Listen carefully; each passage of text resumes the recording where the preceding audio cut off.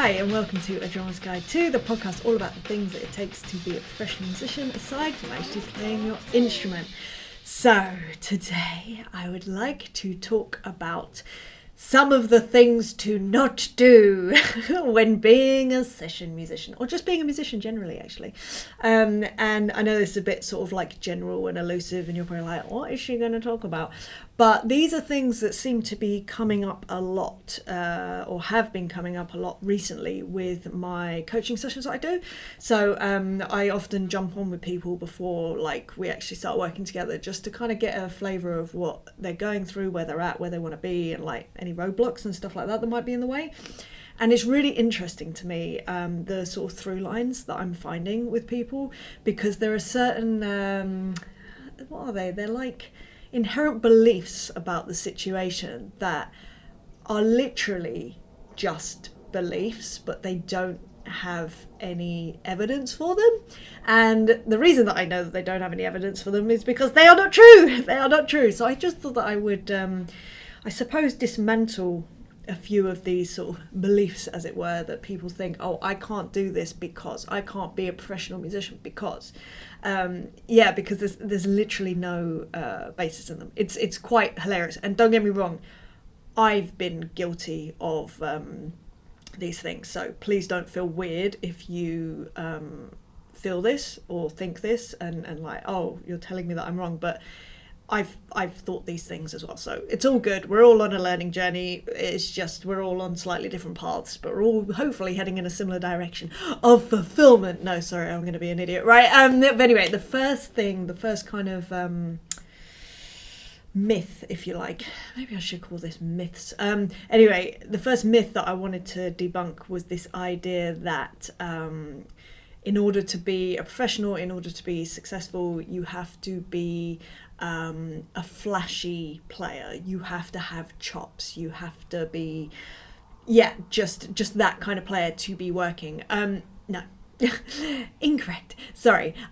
So in terms of at least being a professional musician, when you're playing for other artists, look, don't get me wrong, if you are a musician that enjoys being in the spotlight, enjoys kind of being very flashy and what I would call overplaying in the context of a gig, but if it's your own thing, you're doing a solo, whatever, if you enjoy that kind of playing, that's one thing. If you want to go and pursue that as an artist in your own right, absolutely, by all means, please go, do the thing.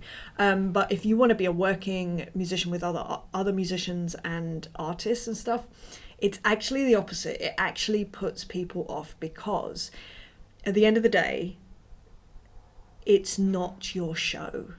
It's not your show. It's the person whose name is on the door, whose name is on the ticket, and you're playing in service to them. You are playing for them. So if you know how to create, like for instance in drums, if you know how to create a great feel, a great vibe, if you know how to make the artists and the other musicians feel safe that they can then play their parts, if you lock in, if you make it, if you just bring the vibe, you know what I mean, then that is much more applicable and desirable for an artist.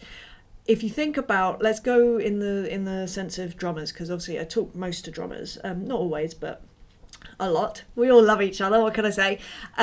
So drummers will say, I see these flashy players on my Instagram and I just think, I can't do that, I can't play like that, I don't have the chops, and therefore I'm not going to work. Like, think about that, right? Actually think about that. You, as a drummer, are drawn to that other drummer who is playing like that. Now, whilst some musicians, of course, would be drawn to that and go, that's really cool. But I know that if an artist is looking for a drummer, they're probably not going to want that. They might want someone that performs well and performs with energy and, you know what I mean? But they want the parts played. They don't want the parts played over. They don't want overplaying. It's not the vibe at all. And actually, the whole thing is, as session musicians, as professional musicians, whatever, we're there to service the songs. We're there to service the artist.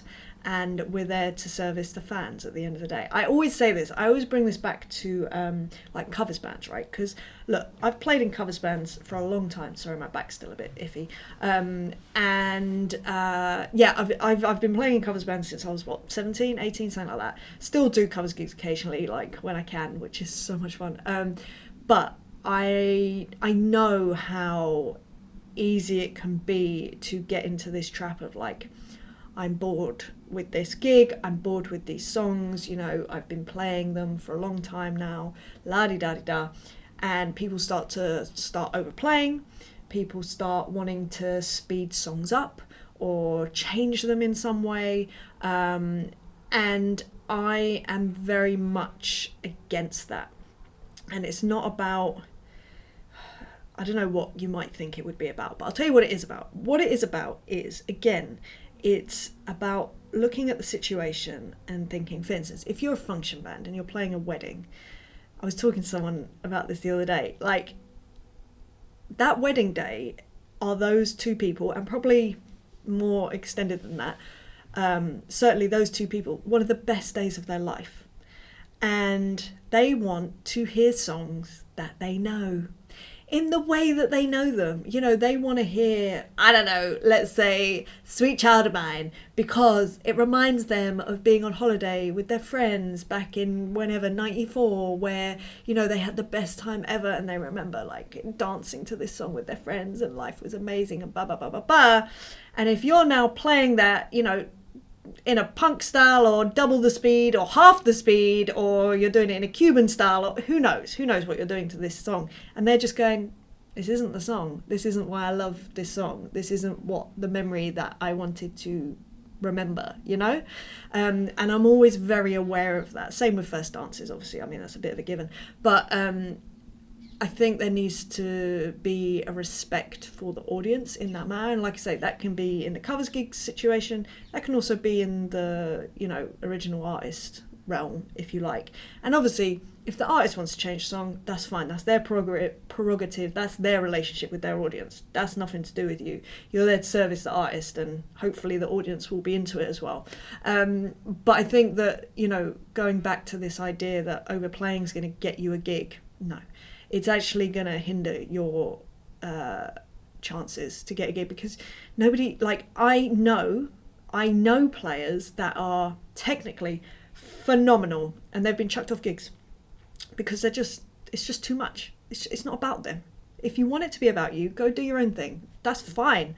All power to you. But if you're going to be a professional, nah, it's not the job. The job is not to overplay. The job is not to be flashy. Unless there is a sort of time that the artist wants you to be elevated for 30 seconds or whatever, go for it. That's fine. Personally, worst nightmare.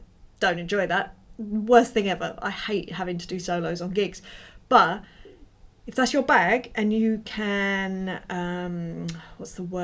be settled in the fact that you can get enough from playing the songs well, to the best of your ability to create that supportive vibe, to give that to the audience, to give it great feel and get great touch and depth and emotion and all of that, go get on the gig. And if that's enough compared to you wanting to steam around the kit, then great, go do it. If you're sat there going, I can't be on a gig because I can't do that, dude, you can be on a gig because you can't do that. You're actually more suited to it, if anything. If you really thrive on just sitting, like, obviously, talking about drums. Well, yeah, no, drums. If you can just sit on a beat and be so engrossed in that and feel so fulfilled just by that, by creating this lovely feel for the rest of the band and the audience and the artist, mate, you'll be in work forever. Like, literally, yeah. Trust me when I tell you it is not about the flashiness. And just recognise that when you're drawn into flashy players, you are a drummer if it's another drummer. If you're a guitarist and it's another guitarist, you're a guitarist. You're not an artist. Well, maybe you are. No offence. Maybe you are. But what people are looking for is not the screamers. You know what I mean? It's not the vibe. So anyway, I just want that to be debunked a little bit, because if that is what's holding you back, and maybe you're even concentrating on becoming more of a flashy player because you think it's going to get you more work, nah, it's not going to happen. It might get you a few more followers, that's interesting, but who are those followers? Other drummers? If you're a drummer, they're not going to give you work. Well, not necessarily, probably not. But again, it's all about your goals, I suppose. But if you want to be playing on the road, playing in the studio, flashiness is not the thing. Vibe, feel, that is the thing. Touch, emotion, like foundations. Those are the things that will just hit people in the heart, in the stomach. It's not the flashy surface stuff. It's fine. It's nice to watch sometimes, but not going to get you work. Anyway, so that's the first thing. And I think that's quite a big one that a lot of people seem to be thinking about at the moment, which is interesting. I mean, it makes sense with all this sort of Instagram culture, TikTok, all that. Makes sense to me. Another myth, if you like, is only focusing on what you can do. Now, what I mean by that is kind of if something comes along that is out of your wheelhouse, it's like, no, I don't do that. Now, don't get me wrong, I think it's very important to focus on your strengths. We all have inherent strengths due to, the stuff that we have listened to over our lifetime before we've even picked up our instrument, all the other things that come into being a human. We all have a unique set of skills. It may not seem it, but you do. And I think it's really great to really build upon those natural strengths that you have through your life experience. However, I do also think it's very important to focus on other skills that might be uncomfortable. They don't need to be miles out of your wheelhouse, but if you can recognize that just adding a couple of more skills or moving slightly into slightly wider genres of what you could be doing, like as an extension of what you already do, not a completely separate thing, that is only going to get you more work, more experience, and create more space to develop more skills and give you more opportunities. Like, as far as I'm concerned, the thing about sort of training, if you like, to be a professional musician, the thing that is important is to feel that you have a lot of tools in your toolbox. That's what my drum teacher always taught me. Mike Dolbesh, shout out to you. He always said, what this is about is just giving you the tools so that when you get into the situation, you can open up that toolbox and go, right, I have something here that I can draw from. And it's not to say, it would be naive to think that you could be great at all genres, say. I don't think that's possible. I don't think it is. I think you can do a version of most things and maybe sort of like get away with it, as it were. But in terms of like authentic, from the heart, from the soul, like really in it, I don't think that's possible personally. And maybe that's an unpopular opinion. That's fine. But for instance, like Cuban music. I have not grown up in Cuba. Don't know whether you noticed from my accent, my North London accent, but therefore I could do a version of Cuban music. It would be pretty poor at the moment, but I could work on it. But it would be like surface level. It wouldn't have the foundational thing that is in my heart and soul. However, put me on a blues gig, a rock gig, that is the stuff that I was brought up with. Like, I don't even need to think about it. It's just all the foundations are there. And yes, I've had a lot of experience in that realm, but before I picked up the sticks, I was already listening to all of that. It's in my bones. Like, it's just part of my DNA and who I am. And equally, there are players that say, let's say I got onto a gospel gig. Hell no, I don't have that. I don't have a church background. I have not been at church every Sunday listening to other gospel musicians, and that is part of my DNA. I don't have that. I could do a very poor imitation of that, and I have done, arguably, even on TV. But, and I will do the best I can, and I will try to make it as authentic as possible. But I know in myself, I would, unless I spent the next 20 years going to church every Sunday and playing in those situations, which I could do if I chose to, then no, it's just not who I am, and that's okay. But as I said, those sort of, let's say, gospel leanings, they're on the edge. They're reachable for me, and I am able to do a version of it because it is sort of on the edge of what I'm capable of. I will say the Cuban stuff, no, that's way out of reach for me, honestly. Like clave, all that, like clave, I get it, but like it's not in my bones. It's not. I'm not going to pretend. But I think it's very important, like I say, not to shy away from these things that are just out of reach. It's not just down to genres as well. I think it's, well, no, I know it's also down to skills. For instance, when I learned how to start charting songs, I was already doing a version of that. It was more like, it was just a basic version of it that wasn't really working, but it kind of did, but it wasn't quite good. It wasn't quite good. It just wasn't good. It was fine. It didn't even really work. But anyway, I was doing something, and when I focused on it and refined it to a point that I was like, right, I need to actually create a system for this and make it work. And this was back in 2008. Oh my God, that long ago. My goodness. And I still use it to this day. And it that one tool, I swear to you, is like one of the biggest reasons that I've managed to work as much as I have, because it allows me to learn songs quickly, which means I can take on more work, which means I can do last minute gigs with people, which is great because, you know, unexpected things happen and I'm able to be the person that can reactively go, I can come do that and I do a good job and I can get the job done. I know that about myself. Is things like having the tools such as knowing how to perform, like being able to move when I'm playing. Like, it may sound like something that you wouldn't need to work on. Yeah, you do. Like, for most people, that doesn't come naturally. You have to learn how to be able to move your body whilst you're playing so as to not compromise your playing. That is a skill. Traditional reading, sight reading, another great one. You know, that was on my periphery, if you like. I could do it a little bit, but not to a standard that was good enough. But I got put in I put myself in a situation, put myself in a situation where it was like, right, I'm going to tackle this now, and now I can do that, and I know that, you know, that skill will stay with me and it will continue to serve me. So I think that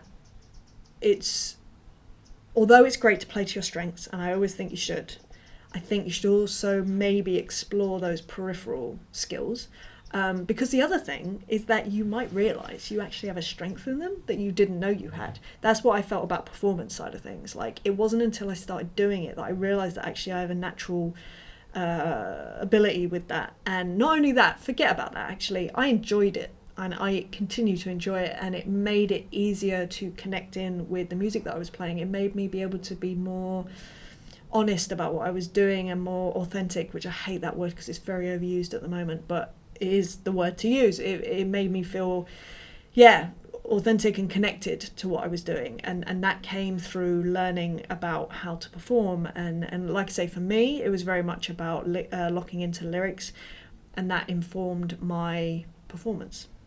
So this is what I learned about myself. So maybe it's worth just looking at the peripheral things that maybe you're doing a little bit, and maybe you just sort of like just push those boundaries a little bit and just create a little bit more space for what is possible and for different opportunities. And then once you're kind of comfortable there, you just kind of like, you know, you build it out just a little bit more, and gradually you'll end up with this kind of sphere of wonderful skills that again makes you you. There is no one like you. I don't need to have you right in front of me right now to know that there is no one like you. There is no one that has had exactly the same experiences as you. There is no one who has, you know, played exactly the gigs that you've played, the genres that you've played, that worked with the people that you've worked with, and that is a strength, and you need to lean in. You don't need to do anything, sorry.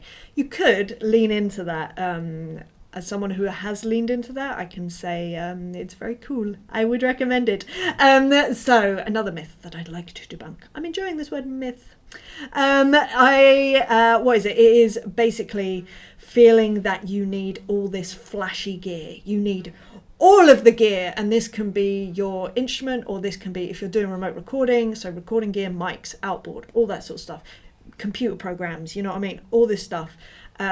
Feeling like you need all of that to get started or to be taken seriously, or, you know, at the end of the day, especially as we go along in this life, there is so much stuff, and you don't need all the stuff. You don't need all the stuff. It's impossible to have all this stuff. It's impossible to have like all the plugins, say, that exist, and know what they all do to a degree that you would use them well, but like, I don't know, like, I just don't have the time. So I reverse engineer it. I think, right, what do I need this thing to be able to do?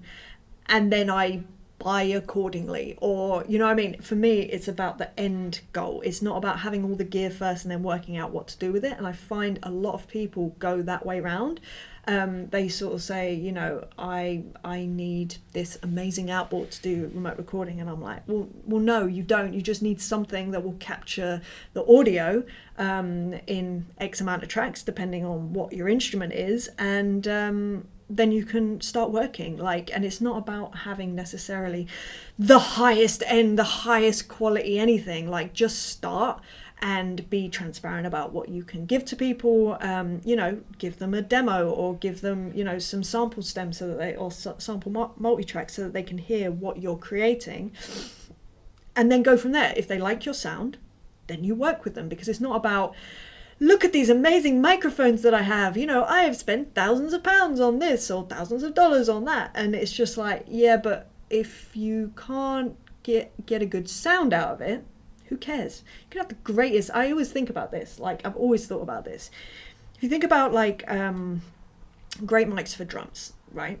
So let's say Earthworks is a great company, very expensive mics, apparently lovely for drums. But for me, like, I love the sound of my room. I think it's phenomenal. I'm so happy with it. But I don't think a £30,000 mic is going to, like, all it's going to do is capture what this room is, which is great.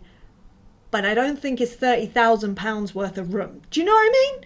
But, you know, there are things that do translate in the same way, do capture this room in a lovely way. And it's like, it's great. Like, I don't think that the value of, like, the extra money spent creates that extra value. I don't believe that. So for me, it's just about, right, I need the gear that will get the job done. Things like, for instance, as well, another really great example, electronics on the road, right?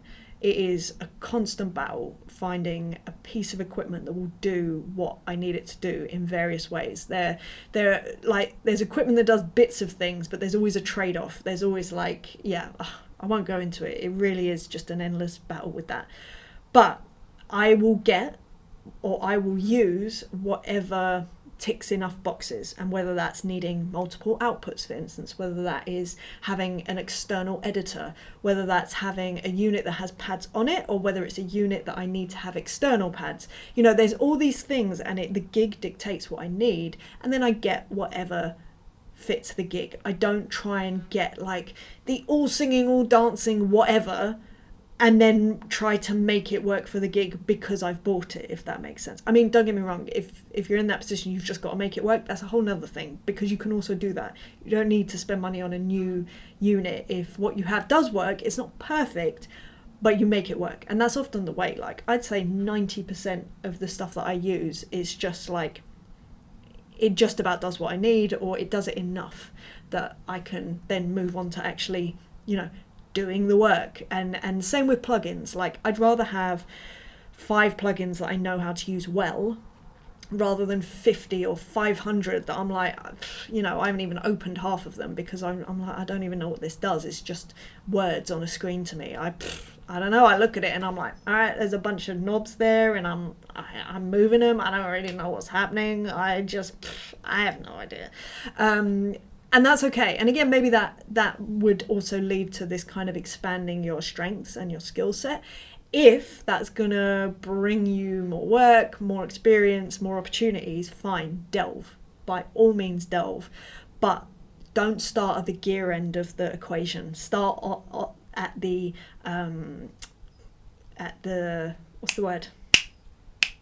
what's the word?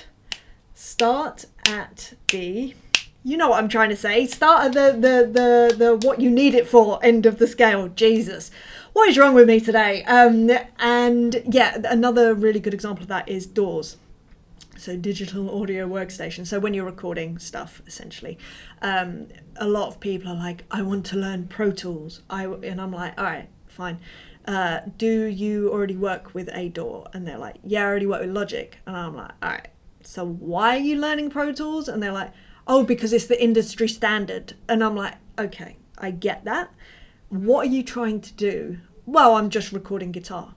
Okay, so, and what files do you need outputted for that? Well, WAVs. All right, cool. And are you doing that on Logic? Yeah. Okay, and you know that program. Yeah, I've been using it for 20 years. Okay, so why are you trying to learn Pro Tools? Oh, because it's the industry standard. I'm like, no, it doesn't work for me. Like, the end result of using Pro Tools would be the same as the end result of using Logic. Unless you're literally working with someone that is using Pro Tools also, you want to be using the same system, fine.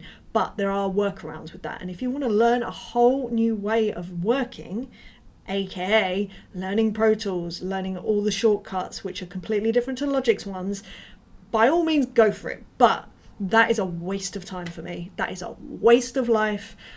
Get me doing the work. I don't want to I know I can get done what I need to get done with Logic. Therefore, I'm using Logic unless there is a very specific circumstance that you need me using Pro Tools, which I can do to a point. I have a baseline enough knowledge, and YouTube is my best friend.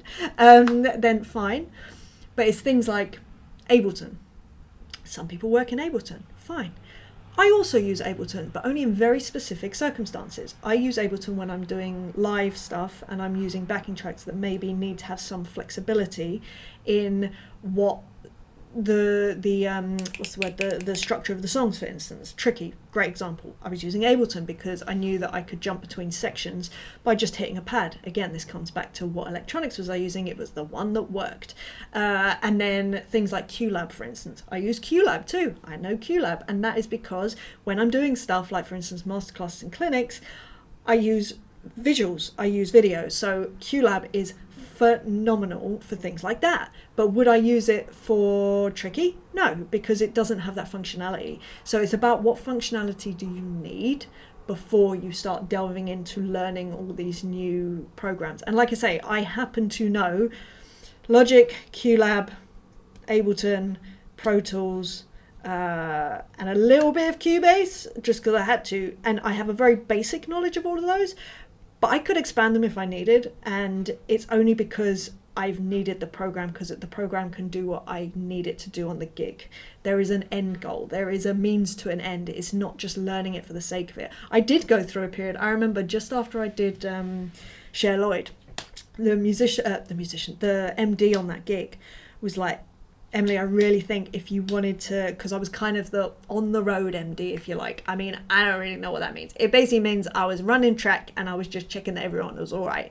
That was essentially my job. But what he said to me, he was like, look, if you want to take this further with being an MD and really leaning into that, learn Pro Tools. And I don't know whether it was a subconscious thing of being like, I don't actually want to be an MD, or whether it was, again, there was no means to an end. There was no end goal. It was just a generic, general, just learn Pro Tools. I never learned Pro Tools. I started and my motivation. I'm someone, I need a goal. I need an endpoint. I need a deadline. I need a reason. And then, trust me, I'll be the most motivated person you've ever met in your life. I am the hyper-focused person. I am like, I'm laser. But if it's just a general idea, no, it doesn't work for me. It really doesn't. I know this about myself. I know that therefore, if I really wanted to learn Pro Tools, I would put myself in a situation that I have to. And it's not even a choice. In fact, same HD24, I learned how to work that because I had to, and that was on the Cher Lloyd gig. And then later on, I used that skill again with there was an artist called Purple Ferdinand, wonderful artist, and various other people. Someone else that I used HD24 with. Who was that? Anyway, but these skills, they just kind of crop up on you, I suppose, because you just use them or learn them because you have to, because that's what they're running on the gig or whatever else it is. But anyway, so that is one of the things, like just focusing on not, like focusing on the purpose of the gear or the plugins or the program or the application or whatever, or the drums or the guitar or whatever. It's all fair enough. If you just fancy having a new drum kit because you really love it, all power to you. I am not saying don't do that, because I've been guilty of that, and I'm not even going to say guilty because I'm proud and I love my drums, and I'm having to sell them actually, which is very, very, very heartbreaking. But here we are. So if you fancy some of my drums, I will be putting them on eBay at some point fairly soon. So I will put some links up on my Instagram actually, if you're interested in that. So head over to my Instagram there if that does interest you. Mike's as well actually, and Outboard. So it's pretty heart wrenching, I'm not gonna lie. But we move. This is a new chapter. I love it. So anyway, so that's another one. Getting all the gear without having the purpose. No, don't do it. Don't do it. It's a waste of time. It's a waste of your energy. We've only got one life here. We've only got a certain amount of time. Let's use it well. The final myth that I'd like to address that I find heartbreaking, really, and that is this idea that you have to rely on other people's opinions to have your worth, as it were, and to assess how you are as a player or what you should be working on. Now, obviously, if you're having lessons, like drum lessons, guitar lessons, whatever, if you have a coach, whatever, fine, that's one thing.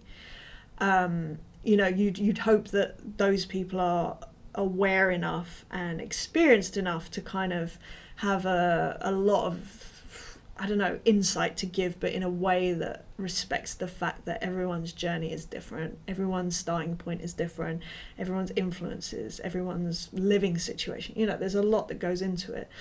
However, looking to other people that may not know you as well, that have their own experiences that influence what they say to you in terms of what is possible, i.e. projecting their own fears, whether that's their own fears about their own ability or their own fears about your happiness or whatever, and they want to protect you. It's coming from a good place, but sometimes it can be maybe restrictive. And as I say, coming from a great place, but if you then go, oh, I can't do that because they said this, I struggle with that when I hear that, especially if that person has not actually got the experience in the area that they're talking about, or, you know, they've just been told something a long time ago, this is what it is, or this is what you should expect, therefore that is not for me. I can't tell you how much it breaks my heart when I hear that, because I think so many people don't even try to go for things because their fears are, I don't know, fed by other people's insecurities sometimes. It's the same with comments on Instagram, YouTube, TikTok, Facebook, whatever. If too much credence is put on those people's opinions and you let it get to you, it can be completely detrimental to not just your playing, not just your professional life, but your whole life overall. So instead, what I would suggest is trying to practice honing your inner compass, if you like. And the way that I have done that is kind of like, first of all, listening to my gut, which I've always done because I don't think you can help it. And sometimes my gut, the voice has become very quiet. It's getting louder again now, which is awesome, because the reason it got so quiet is because my gut would react and then I would go against it because logic would take over, which I wouldn't suggest. And I will do another episode on this and I'll share with you a few of the situations that has happened to me in. I have shared at least one of them on previous episodes. So yeah, I will explain that, how I've gone against my gut and then how I've gone with my gut, and how both have, ended with the predictable endings, I suppose. But the other thing that I think is really important that you can literally do now, because that's a bit elusive, that whole sort of like gut thing, because it is very personal as well and it's hard to kind of explain. But something that I do think is really beneficial, and I do this with people with masterclasses that I do, and actually with my one-on-one students as well. So what I'll do is, say you have filmed yourself playing a song, right? What I would suggest that you could do, you don't need to do this, but I find it really helps, because we're all our worst inner critic, 100%. But the last thing you want is someone from the outside to also be telling you things that you know are not good enough and you want to improve. But here's the thing that I suggest. Let's say you've recorded this video of you playing, you watch it back, you listen to it back, and then by way of what's the word? Just get into the habit, essentially, of watching that video or listening to that audio or whatever, and thinking about one thing that you really, really like about it. And that might be hard to find, because again, we are all our own biggest critics. I know I am for me. 100%. I can be very kind to other people, but when it comes to me, I have a bit of a track record of being a bit of a nightmare to myself. It's okay. I'm working on it. I'm getting better. But anyway, so one thing that you really like, one thing that you would like to improve upon, something that you feel you could have done better, and then another thing that you really like about what it is. Because again, I think it's so easy to focus on the negative, but I think it's equally as important to focus on the positive and build that inner self-confidence, so that when others' opinions from the outside do come about, and they always will, it's just life, it's how it is, you are able to have the internal fortitude. I don't know if that's the right word, but I like it. The internal fortitude to know, I know that these are the things I need to work on, and that I choose to work on. That's the other thing, because you don't want to be working on things that other people have in mind for you. No. Again, I've had that. It leads to the most unfulfilling life, and you'll not know why sometimes. I know I certainly didn't. No. You know the things that you are working on, that you want to work on in a very proactive way. And also, you know in your gut what your strengths are and where you should feel confident, because you should feel confident. Even if it's in something very simple, I don't care. Build that confidence from day one. Like, build that catalogue of like, you know, oh, actually I can do that, like, well, or even okay. I'll take okay at this stage, it's fine. It's just that do you know what, it's not even about being a creative. Being a human is difficult, and it comes with a lot of insecurity. And if you can find things within yourself that you know about yourself, and like I say, an example for me in my day-to-day life is, I don't like to say like I am a good person, because it's subjective. I can't believe that about myself, because I'm just who I am. But what I definitely can say about myself, 100%, I know in my gut, forever and ever, my intentions are always good. 100% I know that. I know that about myself. It doesn't mean that I always make the right decision. Again, a subjective thing, a right decision. And mistakes happen, they do. And I hurt people, and I have, and I will in the future, I'm sure. But I do know in the depths of my soul that my intentions are good. In the same way with my playing, I know that I can play songs. Like, I know how to bring feel to like rock, pop, country, blues. I know in my soul, because it's just part of me. It's not even a question. It's just there. I know I can perform. Not everyone's going to like it. That's fine. Some people might think I look like an idiot. Absolutely fine by me. I really don't mind. I'm happy with it. I am happy that I am able to really be dynamic with my performance. I am really happy that I can be emotional with my playing. I can connect into that. You know, I'm happy. And there's plenty I'm not happy with. There's plenty to be worked on. I'm happy that I'm able to be vulnerable with other musicians through this podcast. Again, I do get some negative comments from it. You know, people disagree, and that's fine. That is absolutely fine. But again, I know that my intentions are good, and they're coming from a place of, well, this is my experience, and I'm not someone here going, you should do this. It's not my vibe. It's not. It's just, here's what I have done. Here's what I have experienced. Here are my thoughts. What do you think? It's more that. It's more of a conversation. So, and I know that. And like I say, I know what my intentions are. So it's fine. Like, I can live with that. Whatever the consequences are, I can live with it. But it's because I've managed to develop that internal compass, if you like. And again, I think I'm going to do another episode just on this, because I think it's very important, but I just need to think on it a bit more, how to make it more coherent. I know, me, coherent. This is a coherent version of things, of life. But anyway, I hope that has helped you in some way, these kind of myths that maybe are getting in your way of yourself. Maybe, I don't mean this in a rude way, maybe you're using it as an excuse. As my dad always says, there's always an excuse to not do something. So if they they are, maybe it's time to just go, do you know what? I've just been telling myself this to kind of avoid something, avoid a bit of pain. Let me tell you, lean into that pain. It makes life very interesting. It will take you places that you did not know you were capable of going. It's scary, it's hard, but the payoff is really interesting, if nothing else, for sure. So yes, anyway, if this has helped you in any way, if you've enjoyed it, then please do feel free to like, share, and subscribe. If you'd like to work with me one-on-one, I'm now offering a few different coaching packages. We can work on, if you want to get it, if you're looking to get into the session musician world, I can help you do that. If you're already there, if you're already doing the professional thing, but you just want some, ongoing support, because it's hard, and sometimes, you fall off your social media, what you should be doing, or you don't know how you should be getting out there more, or being more consistent with your work, how to get more consistent work. I can help you with that. And again, like I say, sometimes it's just about having a bit of support, or a cheerleader, or someone to hold you accountable, which I'm very good at doing, can I just say.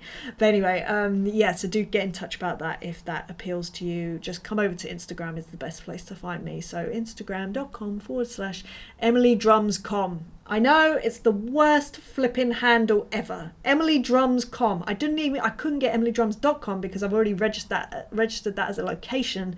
So if you just search for EmilyDrums.com, you'll find me. But I'm really annoyed about this. It used to be Emily Drums, and then that flipping handle got shut down for whatever reason. I still don't know to this day. It's very frustrating. But anyway, we are where we are, we build. Not that I'm not over it, even though it happened 2 years ago now. Anyway, it's fine. We are where we are. Right, I hope you're having a lovely day, wherever you are, whatever you're up to. I am going to have a coffee, maybe, and then I'm going to record another episode. But anyway, have a great day, and I will see you next time for another subject. All right, see you later. Bye.